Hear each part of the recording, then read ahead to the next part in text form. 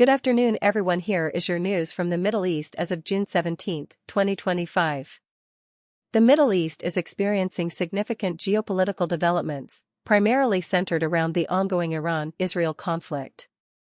The conflict between Iran and Israel, which began on June 13, has intensified. Israel initiated Operation Rising Lion, targeting Iranian nuclear and military sites. In retaliation, Iran launched over 150 ballistic missiles and more than 100 drones under Operation True Promise 3, hitting various Israeli locations, including Tel Aviv and Haifa. The Israeli Defense Forces reported 22 injuries, while Iranian casualties are estimated at over 1,000. In response to the escalating situation, President Donald Trump has ordered a significant military buildup in the region. The U.S. is deploying additional F-16, F-22, and F-35 fighter jets to the Middle East and extending current warplane missions. Additionally, the Nimitz Carrier Strike Group is en route, and aerial refueling tankers have been deployed to bases across the Atlantic. The Group of Seven, G7, nations have expressed strong support for Israel, affirming its right to self-defense and labeling Iran as a source of regional instability. The U.S. has also urged Tehran to evacuate its citizens from Iran, signaling a potential shift toward a more aggressive stance. For the second time in 5 days, the IDF has eliminated Iran's wartime chief of staff, the regime's top military commander. Ali Shadmani, Iran's senior-most military official and Khamenei's closest military advisor, was killed in an IAF strike in central Tehran, following precise intelligence from the International Atomic Energy Agency says.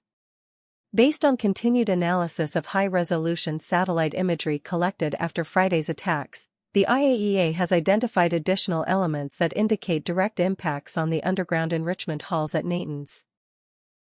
No change to report at Esfahan and Fordow. From President Donald Trump on Truth Social. We now have complete and total control of the skies over Iran. Iran had good sky trackers and other defensive equipment, and plenty of it, but it doesn't compare to American-made, conceived, and manufactured stuff. Nobody does it better than the good old USA. He speaks about Supreme Leader Khamenei. We are not going to take him out, at least for now. Axios reports Trump is seriously considering joining the war and launching a U.S. strike against Iran's nuclear facilities, especially its underground uranium enrichment facility in Fordow. Today, United States President Donald Trump is currently meeting with his national security team in the Situation Room, according to a White House official. Russia has withdrawn support for the Islamic Republic. U.S. forces stationed at the al-Shadadi patrol base in northeastern Syria were attacked on Friday by 3 Iranian-made missiles. The Trump administration has suspended the work of an interagency task force aimed at pressuring Russia to accelerate peace talks with Ukraine. Reuters reports, citing an Israeli military official, that Iran's military leadership is on the run. The U.S. military is deploying more fighter aircraft to the Middle East and extending the deployment of other warplanes. Israeli official says around half of Iran's ballistic missile launchers have been destroyed. Iran's National Cybersecurity Command says Israel has launched a massive cyber war targeting the country's digital infrastructure. IDF claims that they have vastly attrited Iran's ballistic missile stockpiles seems to be supported by the numbers. The volume of Iranian missiles fired during 6 consecutive strikes has fallen from 200 to 10. President Trump is seriously considering attacking Iran and is holding a crucial meeting with his advisors. The Pentagon has reportedly confirmed the presence of B-52 strategic bombers at Diego Garcia, within striking distance of Iran, to provide additional military options. British Defense Secretary says UK military assets have begun arriving in the Middle East.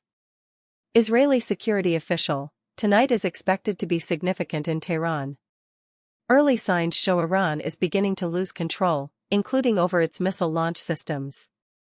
Israel estimates that Iran has around 1,800 missiles remaining in its arsenal. This is a developing situation. Please tune in for more breaking news and updates.